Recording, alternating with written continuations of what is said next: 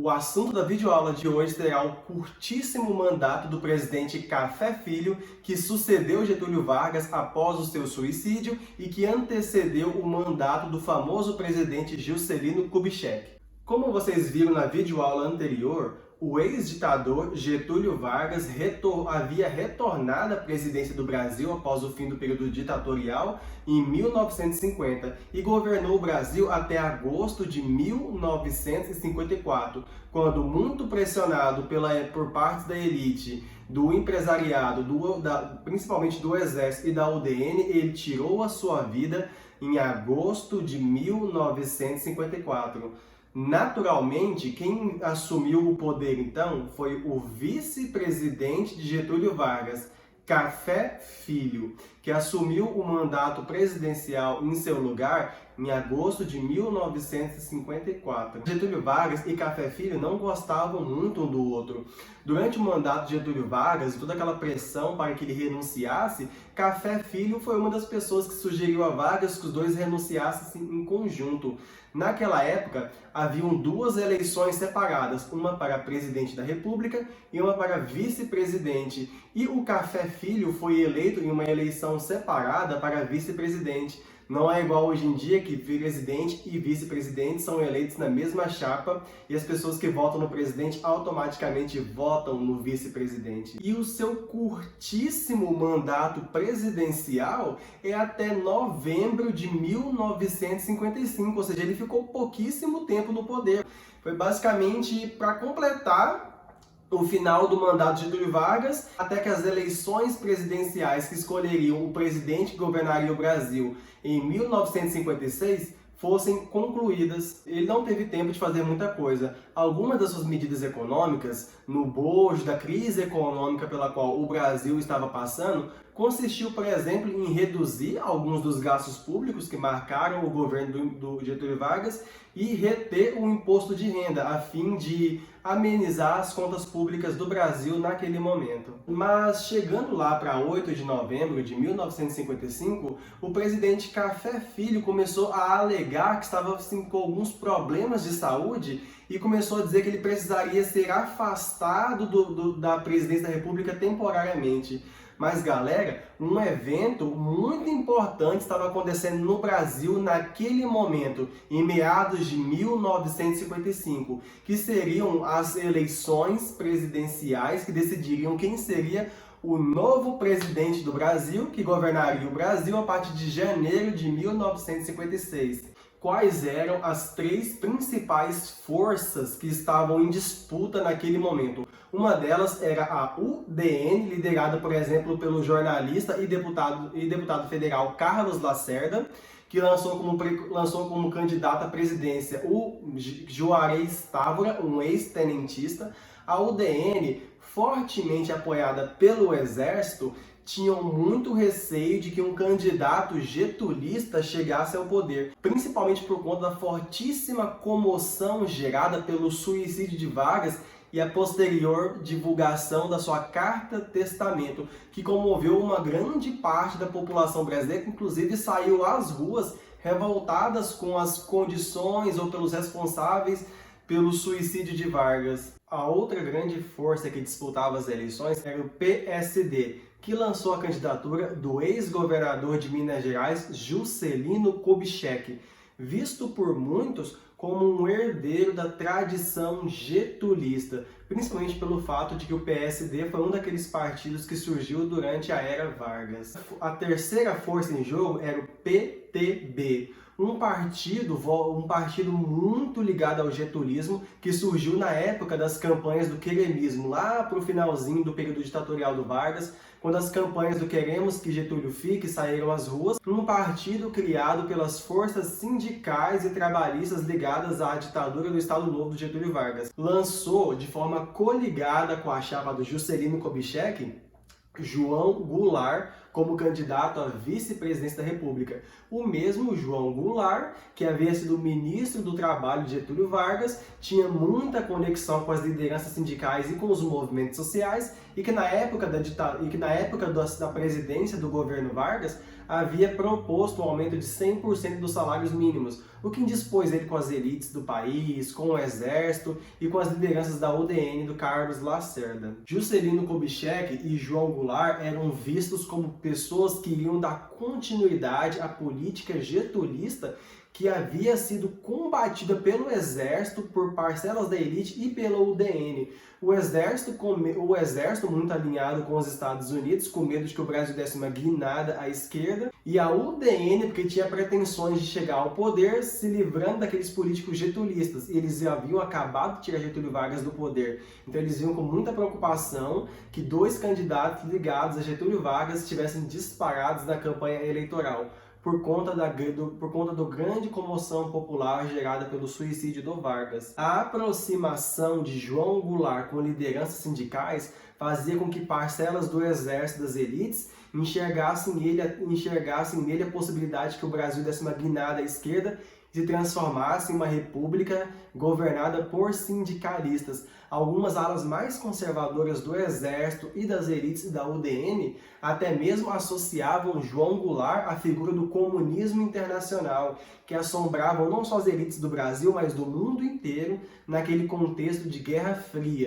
em que os Estados Unidos e a União Soviética tentavam disseminar a influência de seus modelos ideológicos por várias partes do mundo. E as elites e o exército brasileiro eram mais alinhados ao bloco liderado pelos Estados Unidos. Essas eleições, encerradas no final de 1955, terminaram com a vitória da coligação PSD-PTB. Juscelino Kubitschek venceu com 33% dos votos válidos e João Goulart também foi eleito vice-presidente. De acordo com o historiador Carlos Fico, o PTB foi criado em 1945 a partir do movimento conhecido como queremismo, que no final da era Vargas, do Estado Novo, propôs o adiamento das eleições de 1945 e a permanência de Getúlio Vargas no poder. Esse partido é defensor dos direitos sociais e trabalhistas associados a Getúlio Vargas. Esse partido tinha muito apoio dos trabalhadores urbanos, além de muitas relações com os líderes sindicais que seguiam a orientação oficial do governo, chamados pelegos. O historiador Carlos Fico fala que, a respeito da opinião de Carlos Lacerda, um dos maiores críticos e opositores ao Getúlio Vargas,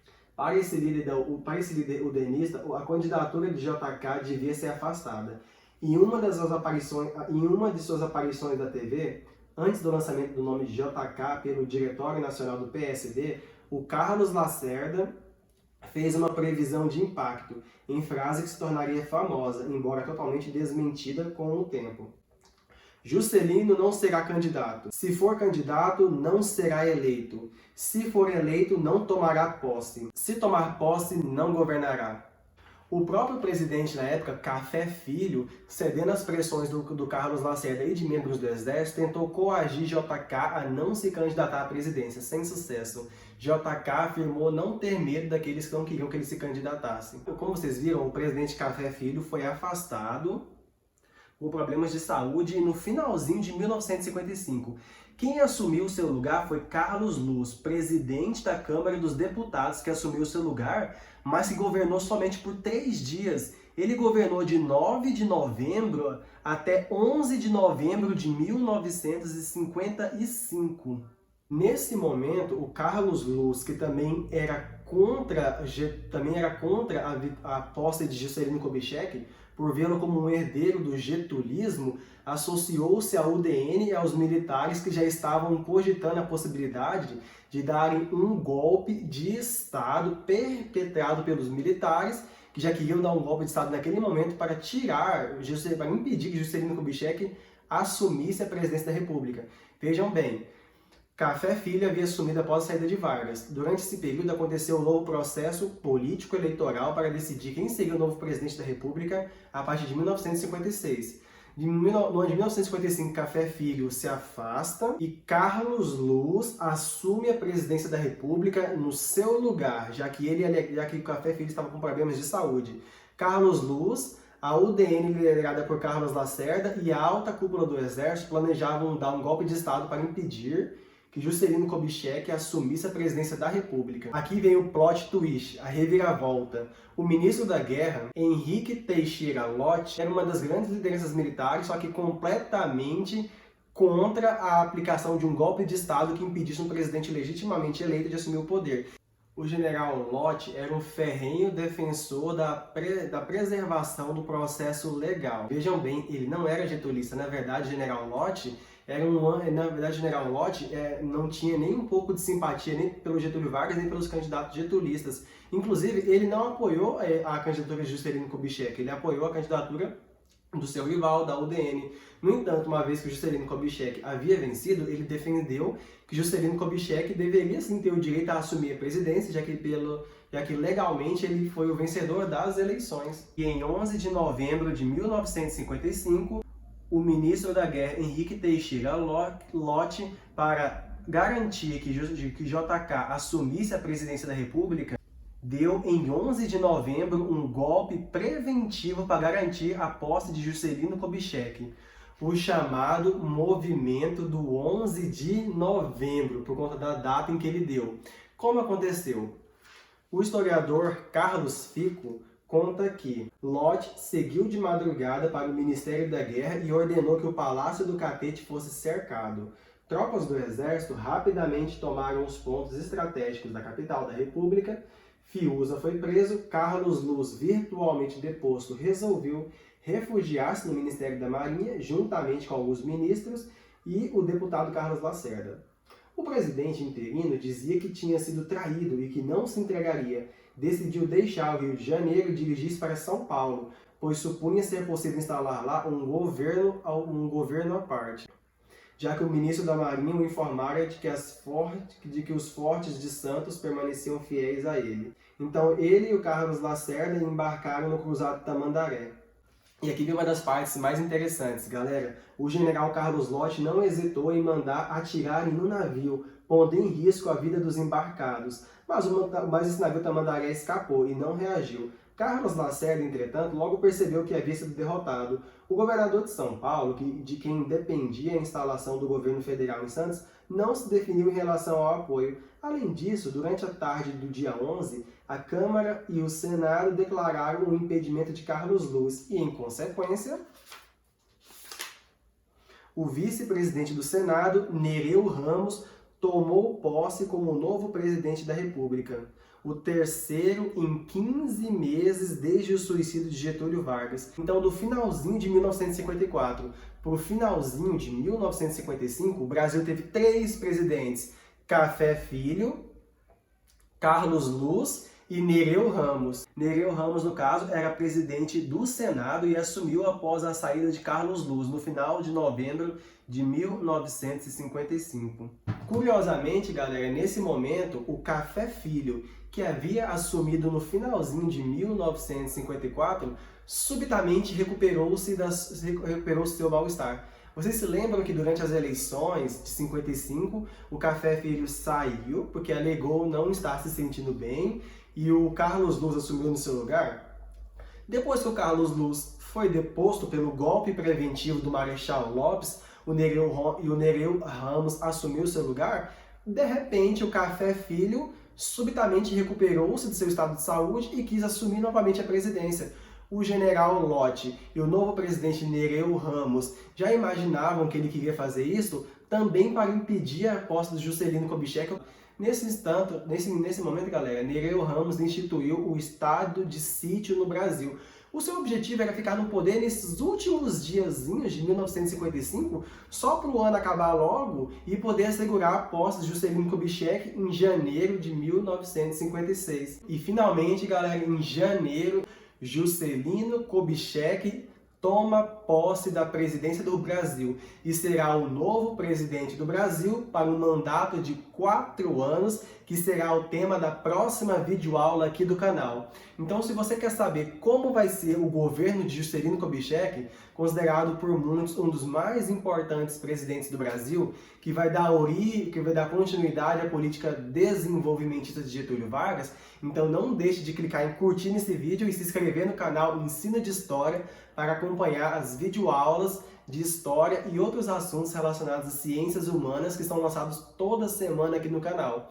Lembrando que essa videoaula sobre o governo do Café Filho é parte de uma série de videoaulas que eu estou lançando aqui no Brasil sobre a história de todos os presidentes do Brasil. Eu já falei desde os presidentes da Primeira República até o Café Filho. Espero que vocês tenham gostado. Até a próxima e valeu!